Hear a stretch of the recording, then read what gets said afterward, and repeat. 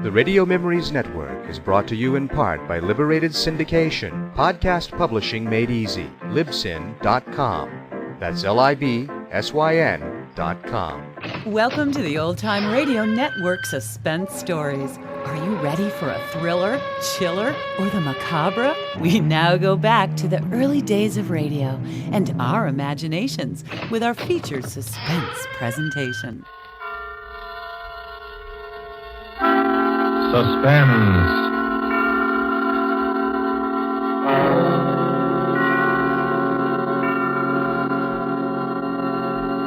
This is the Man in Black, here again to introduce Columbia's program, Suspense. Tonight, in one of her rare radio appearances, we bring you a star who has occupied a unique place in the affections of moviegoers ever since the screen first became of age, Miss Lillian Gish.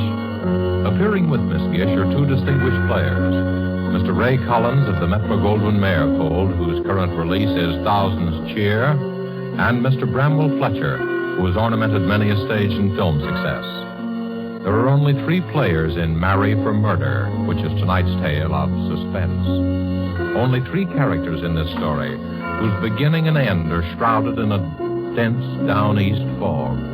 A story of slow terror and swift death, planned by a brilliant murderer. And so with the performances of Lillian Gish as Letty Hawthorne, a frightened, neurotic creature who seemed destined to be a perfect victim, of Bramwell Fletcher as Mark Taylor, so handsome and attentive, and of Ray Collins as the lawyer, Philip Alden, who relates these events to us, we again hope to keep you in suspense.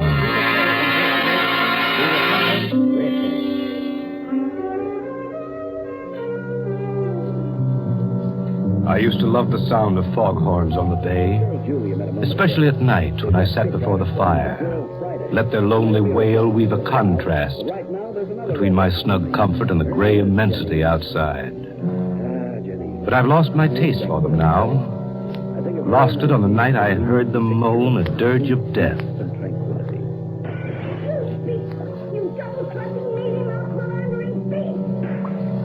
It's hard enough to lose a friend, but to lose one as I lost Letty Hawthorne is the kind of blow you never quite forget. I remember the first time I met her. It had fogged up all of a sudden, as it does here on the Cape, but Ann Wentworth held her Sunday night supper as usual. Letty was the only stranger there, a newcomer to the Cape. I looked at her and thought she'd be an attractive woman if she only didn't flutter so much. She was a trim, pretty woman of about my own age, which is 40. You're Philip Alden, the lawyer, aren't you? Oh, what a pleasure to meet so many nice people. There go those foghorns again. Yes. Does one really get used to them in time? Well, I love the Cape, but I can hardly bear that sound. So depressing, isn't it? So morbid. Well, to your first question, yes, I'm Alden, an attorney. As for the foghorns, well, if you stay with us for a few years, you won't be able to live without them, Mrs. Hawthorne. It is Mrs. Hawthorne, isn't it? Anne never gets around to introducing people. It's her only fault. Oh, I never stand on ceremony. That's my fault if you consider it one. Besides, I knew you at once, you see, and you knew me. Don't you think that's a promising beginning? I never thought of it that way.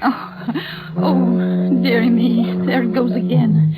It makes me think of ghosts walking over my grave. How can you bear it? They do serve a very important purpose. Oh, I suppose they do, but they give me the shudders. As a matter of fact, I find them comforting. I made Jane Hart promise to stay with me tonight if the fog doesn't lift. I daren't be alone. You see, I'm still a bit nervous. Oh. I've been ill, you know, and the doctor prescribed complete rest and quiet. I see. That's why I came up here. Well, you'll find what you're looking for here, I'm sure. Oh, do you think so? I- I do hope I will. My nerves are simply shattered. Mr. Hawthorne's dead, you see. Such a tragedy. I'm terribly sorry. You see, it happened so suddenly. I can't quite believe it. Can I get you some of Anne's cider cup? That's one of our Sunday night features. Oh, thank you. That would be so nice. It's such a comfort to have a man take care of one again. You make me feel so protected. I know we're going to be great friends, aren't we? Okay, make with a pencil, Julie. Get all this on paper. Now, Miss Lee. I can tell you I worried a bit for a while after that first party. Letty Hawthorne was a charming woman, a bit fluttery, as I said, but still attractive and rather pathetic. I was afraid she was setting her cap for me. You see, I'm a crusty old bachelor, but even my friends were beginning to wonder. So it was with mingled relief and regret that I learned one day that Letty Hawthorne had transferred her attentions to another newcomer to the Cape, Mark Taylor. He was 8 or 10 years younger than she, a handsome fellow, but somewhat dissolute looking. I didn't like him. I may as well admit that from the start. But short of marrying her myself, there wasn't much I could do. Anyway, they seemed happy enough at first. One day after the wedding, Letty called me on a matter of business. I went down there after sundown. The three of us sat out on the beach in front of her cottage. I'm so glad you were able to come, Philip. You see, Mark and I were counting on you. Always glad to oblige you, Letty. As a matter of fact, Alden, we want you to attend to a legal matter for us. Yes? Yes, Philip. Mark wants to make a will. I told him I don't like wills. There's something so unhealthy about them. But Mark simply insists upon it. Very sensible, I'm sure. Oh, you men. You're all alike. It needn't be a very elaborate affair, Alden. Just a simple document stating that I leave all my property to Letty. Well, if he does that, Philip, I want you to make out a will for me, too, leaving everything I have to Mark. But Letty, there's No, need... I insist. Alden here is going to think I married you for your money. Money? Oh, why, I really don't know anything at all about my affairs. Really, I don't. Frank, Mr. Hawthorne always used to say, Letty, I really think you know less about business than a child. I left the management of his estate entirely to his secretary. Well, just some simple document that makes my intention clear. You know the form, Alden. And, of course, if Letty insists... But I do. We'll have twin wills. It doesn't sound so frightening that way. The way Letty talks about wills, you can tell she has a secret vice, can't you? A secret vice? My wife's a murder mystery fan, Alden. I didn't find out until it was too late. Mark, you silly. When you say that, Taylor, smile. I'm a detective fan myself. It's a busman's holiday, of course, but I always read the latest whodunits. If my father hadn't insisted that I follow in his footsteps, I'd have been a detective instead of a lawyer. Really? How interesting. Tell us, Philip, do you ever get any cases like the ones we read about? Well, if you want my opinion, the chief difference between fact and fiction is that the author of a novel wants you to see the pattern and the author of a murder tries to hide it. Well, what do you mean by that? Well, take your case, for example. You and Letty are making out your wills. I heard her say that she wanted to leave her money to you. But how do I know the idea just sprang into her head of its own accord? How do I know that you didn't plant it there? Plant it? What do you mean? Why, what possible reason could I have? Well, as things stand now, there's no reason for me to ask if you planted the idea in her head. But if Letty were found dead... Dead? Oh, Philip, how dreadful. How can you even think such thoughts? Mark, darling, how terrible for you. Philip, you're to apologize this minute. No, Letty. Philip was just trying to explain. Well, I won't have him talking about such horrible things. Of course, I didn't mean you to. I was just using you as an example. Well, I didn't mean to be rude, Philip, but, well, you know my nerves, and it's getting dark. And... Oh, the bay is beautiful at night, of course, but I've always been afraid of the water. That's why I've had such a time persuading her to come out for a sail. The Artemis has been tied up all summer, waiting. It's just silly, I know. And I will go with you, Mark. But let's do wait for a calm day. You know, Letty's idea of a sail is to sit becalmed half a mile offshore. My wife has perfect confidence in me, you see. Oh, Mark, it isn't that. You're making fun of me, aren't you? Of course, I trust you completely, but well, I'm not very athletic. You're missing one of the treats of the Cape if you don't sail. But I shall. Of course I shall, and soon. And what's more, I'm going to get Mark to teach me to handle the Artemis. Well, I'll be looking forward to seeing your sails on the bay then. Oh, Mark, a storm. I better be getting home before it breaks. Are you sure you'll be all right? I'm simply terrified of thunder. Wouldn't you rather stop with us? Oh, I can make it to town. Stop by tomorrow, won't you, Alden? Or as soon as you have those papers. Right. Now, you won't be nervous after our talk of wills and murders. But of course you won't. I'm such a coward myself that I can never understand how other people can be so brave. You know, Philip, Letty's helplessness is one of her chief charms. Sometimes I suspect she exaggerates it just to make me feel important. Oh, Mark, you mustn't. Giving all my secrets away. Well, don't worry about me or the wills, Letty. Someday you will frighten yourself to death.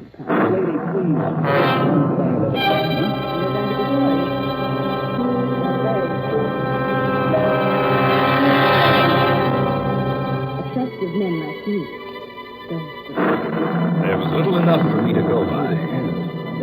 But gradually I found myself worrying about Letty and Mark. They didn't seem to be hitting it off. Oh, on the surface everything was smooth. But I was haunted by a premonition of what I didn't know. It was only a nameless dread of something, some undercurrent of feeling. Letty's nerves were getting no better. In fact, she seemed more tense, more frightened than ever. Yet she was making an effort to meet Mark halfway. Many times I saw them out sailing. Only when Letty returned after a day on the water, she seemed pinched white. While Mark appeared to be glowing with vitality, Letty grew paler, more distracted. I realized suddenly that she was a middle-aged woman. One day in town, I met them in the general store. What would they have been searching for? There's something else to tie Janine. But I tell you, Mark, you're just imagining it. I hate to have that stuff around, as you very well know. You read all kinds of stories about the way it gets mixed up in food. Oh, nonsense. Well, I'm sure there aren't any rats around the boathouse. I'd know if there were. I'm simply terrified of them. But I can't bear thinking of having poison around. Well, I'd be worried all the time. Oh, Letty, for heaven's sake, stop being childish. I didn't put traps around because you didn't want them. Now that I'm trying to get rid of them in another way, you make a scene. I don't see why we have to go into a 3-act tragedy just because I want to buy some rat poison. Hello, you two. Oh, hello, Alden. Why, Philip, how nice to see you. Mark and I were just doing a little shopping. Philip, will you do me a favor? Will you please reason with Letty and try to get some sense into her head? Say, wait a minute. This sounds serious. Well, it isn't really. But, Philip, you know my nerves and the way things upset me, and Mark just doesn't understand. Oh, I know I'm just a silly woman, but the doctor says I have to be humored. And now Mark is so unreasonable, and it's such a little thing. Of course it's a little thing, and that's why I can't understand your attitude. Now, look here, Philip. The boathouse is infested with rats. Wouldn't you say the obvious course of action would be to get rid of them? But poison. Rat poison. Oh, Philip, don't you see how horrible it is? I mean, accidents do happen. I've always hated to have anything like that around just in case. I've heard of children eating this stuff by accident. But you two people can take care of yourselves. Frankly, Letty, I think you're making a fuss over nothing. Yes, that's right, Philip. That's just what I told her. Well, very well then. But if I'm found dead, I hope you realize you'll both be under suspicion. This definitely wasn't the time to be afraid. Maybe that controller knew we were there, maybe he didn't. Either way, it didn't make much difference. These winter compartment had to be destroyed. And brother, a petrol fire is a good way of destroying anything. Seemed a foolish quarrel at the time. Yet when I left them, I kept hearing Letty's voice. Very well then, but if I'm found dead... Inspector Mellenby's boy has put a key seal on the front door. I'm found dead... Life is just a little more than tedious just then. I was in no mood for any jokes about barbecue private eye. Suddenly, a monstrous idea occurred to me. I wondered if Letty had been trying to warn me. And then the horrible suspicion broke. All the trifling things began to add up. Letty's nervousness, her fear of sailing with Mark, her terror of having the poison in the house. But why? Why should she be afraid of Mark? What motive had he? And then I knew. I had helped to give him the motive when I drew up Letty's will. Yet my whole case was founded on thin air. Figment of a nervous imagination. I had to be sure. I had to keep an eye on it. I found myself making excuses. Excuses to drop by. Expect me to believe a cock and bull story like that, Troy? Yes. Where's it, Letty? Who's there? It's Philip. Intruder of yours, was it male or female? Oh, Philip. Well. You're almost getting to be a member of the family. Well, I just thought I'd ask you to help me eat the first bluefish of the season. It's too much here for an old bachelor like me. Why, Philip Alden, if you aren't the most thoughtful person. How perfectly sweet of you. Of course you'll stay to dinner. We'll have a real feast. Yes, you might as well stay as long as you're here. Thank you. If you're sure I won't be intruding. Intruding? Why, of course not. And you can help me get the dinner ready. Well, I'd be glad to, but won't I be in Anna's way? Anna's gone. Gone? Why, I thought you were well satisfied with her. So we were, Philip. But Anna didn't seem to be satisfied with us. In fact, they've all gone. Oh? Yes. Anna and Elsie and Otto, the handyman. They just walked out and left us. Miss Morgan, For heaven's what do you sake. Since the ship and engine place open on the heights, nobody can keep a servant. Can't blame them myself. I wonder. I don't believe Anna'd take a job at the ship and engine. Anyhow, it does seem strange they all went at once, doesn't it? Letty, I do wish you'd stop dramatizing everything. Ship and engine just opened. The call went out for help. I don't see any mystery in the servants answering. In fact, it's their patriotic duty. And it's our patriotic duty to get along without them. But it's so lonely here. Especially at night. Now, Letty, you're not living here by yourself. No, of course not. But all the same, we are isolated. Just the two of us. And you know how tricky my nerves are. I always feel so much better if the servants are around.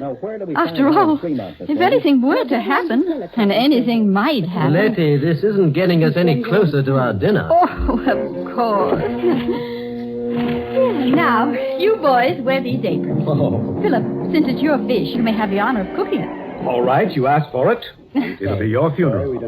And now, Philip, Mom, you hold the berries for the dessert. I'll do the vegetables and set the table.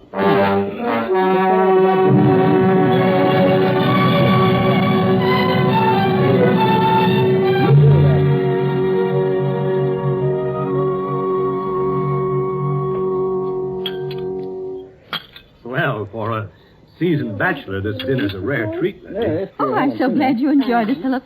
Oh, I don't deserve the credit. That bluefish was simply delicious. How did you manage to catch it all by yourself? I always think men are so wonderful. I'll be glad to take you both the next time I go fishing. It's good fun.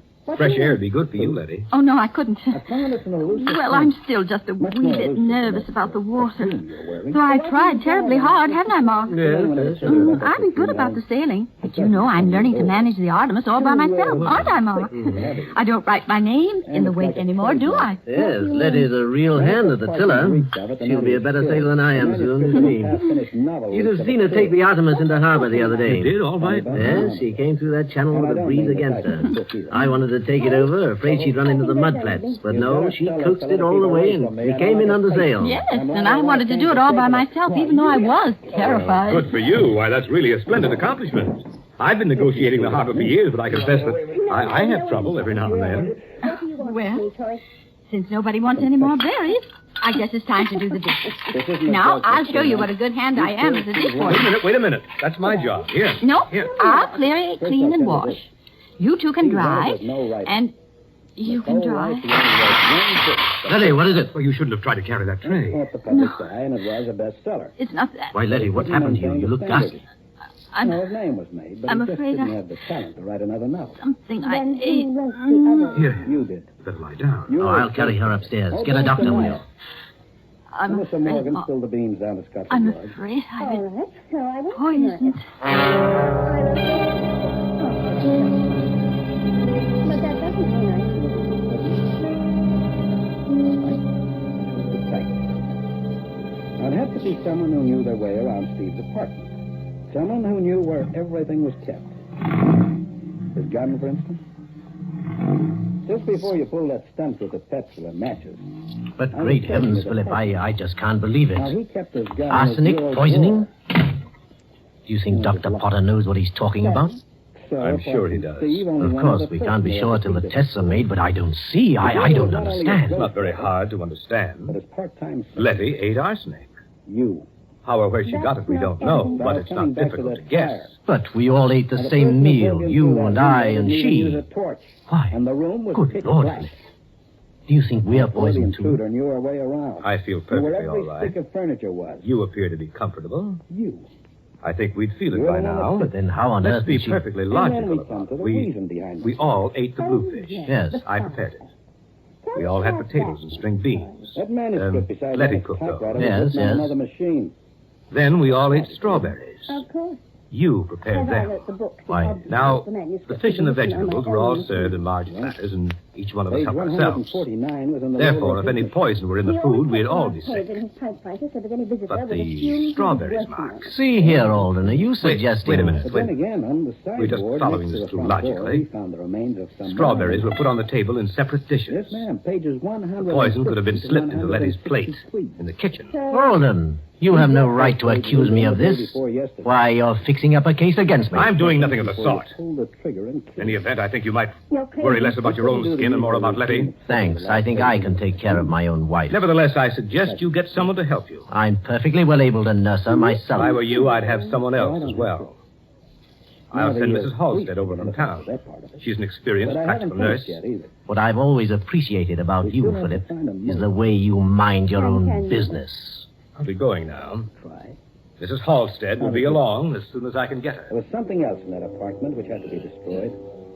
The original manuscript of Steve Rennick's very first novel, Running Over.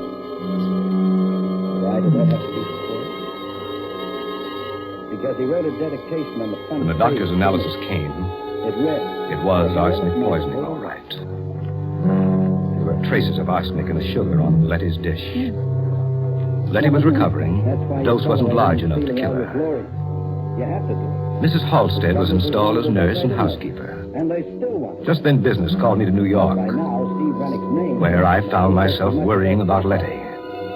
I couldn't get her out of my mind. She will then. But if I'm found dead... I was bothered by a few loose ends in Letty's problem. The sort of questions that would occur to a legal mind. So I decided to spend an evening in the reference room of the law library among the files, where I found out enough about Mark and Letty Taylor to send me racing back to the Cape. I knew I had to hurry if I was to prevent a devilish murder. It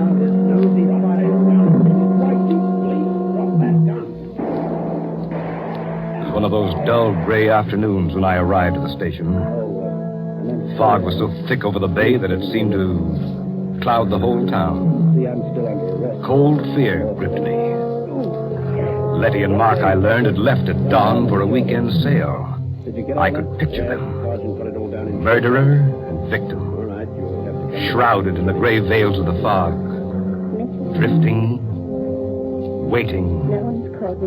While the foghorns cawed a hoarse warning of murder. So, I was too late. The trap was sprung. With my newly gained insight into the affairs of Letty and Mark, I could have averted the tragedy, but I was too late. Or was I? If only they hadn't really left for that sail. I took the chance. Feeling my way along the Cape Road, I reached the Taylor cottage. Nobody was there. Then I heard noises in the boathouse. I crept down the slope and listened.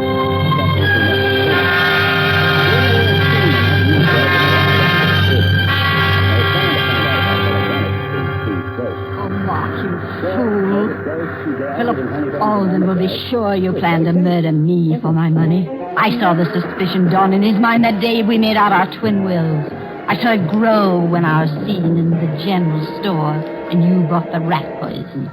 And that night when I was taken ill, he was sure. Do you hear me? Sure! You wanted to teach me to sail the Artemis. Thought I was afraid of the water. Well, Mark Taylor, when your body drifts to shore, Philip Alden will swear that only an accident prevented you from murdering me. What fools you men are. Aren't you? Aren't you? Why wouldn't you like to answer me, Mark? Don't you wish you could talk to me again? To your helpless little Letty. But you can't, can you? Dead men can't talk, can they? But they say that in the instant of dying, a man can understand many things. Did you understand, Mark? But how could you? You are really a stupid man, Mark. Didn't you ever wonder about my former husband and his tragic death? Didn't you ever want to know about Frank Hawthorne? He did. At the very end, he wondered about his predecessor, George Martin. Strange how both died in a yachting accident, isn't it? Frank died off the coast of California, and George was drowned in the Gulf of Mexico. And now you, Mark, your body will be found someplace along the Cape here, I suppose. Oh, what bad luck I've had with my husbands. But how thoughtful all of you were to leave me your property. Too bad I'm such an extravagant widow, isn't it? For I do run through money. I wasn't lying about that. Oh, dear, I wish you could help me get your body to the Artemis. If only you hadn't insisted on turning back when the fog rose. I could have killed you so much more neatly. A sudden gust of wind while I was at the wheel, and the Artemis jibes, and the boom catches you, and off you go to the bottom of the sea. But now, I've got to lug you back on board and pitch you overboard somewhere. It was really inconsiderate, Mark, to make me kill you in the boathouse here. You won't have to drag the body aboard, Letty. Oh, Philip, I'm so glad you've come. Are you, Letty? Something dreadful's happened to Mark. I'm so upset I hardly know how to tell you. Oh, Philip, I think I'm... You needn't pull a phony faint this time, Letty. I fell for it before when you made me think that Mark had poisoned you. That is, almost. Why, what do you mean, Philip? That was a little too smart, Letty, that poison scene. Because when I left you, I wondered about two things. Why anyone should be foolish enough to attempt that type of murder before an audience, and why, having attempted it, he should fail to make the dose large enough. Why, I don't know what you're talking about. I think you do. You see, while I was in New York, I took the trouble to look up a few matters that were bothering me. And I found the newspaper clippings of your two previous, shall we say, accidents. Oh, Philip, isn't it dreadful? Still pretending. You're a clever woman, Letty, but I overheard you just now. You'll never prove anything. I think I will. You see, I found the motive, too. It was marry for money, marry for murder, wasn't it? I wouldn't try to run away, Letty. I brought a gun. You're coming with me to the police station. Don't wonder that you hate the sound of foghorns, Letty Taylor. You've spoiled them for me, too.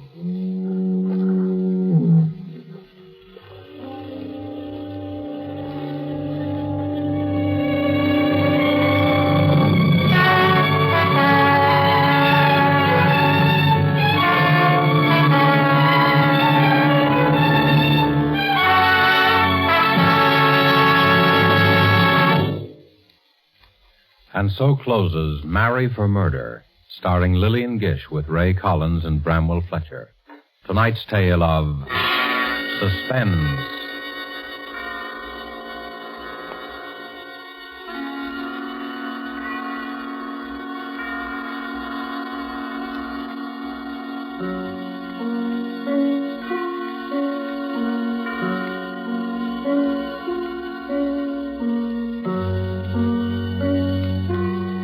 This is your narrator, the man in black, who conveys to you Columbia's invitation to spend this half hour in suspense with us again next week, same time, when Virginia Bruce and John Loder will star in the Dorothy B. Hughes suspense thriller, The Cross-Eyed Bear.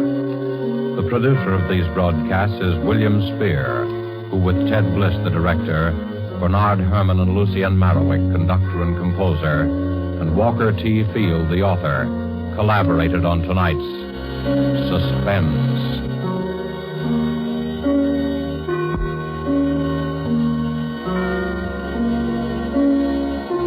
This is CBS, the Columbia Broadcasting System.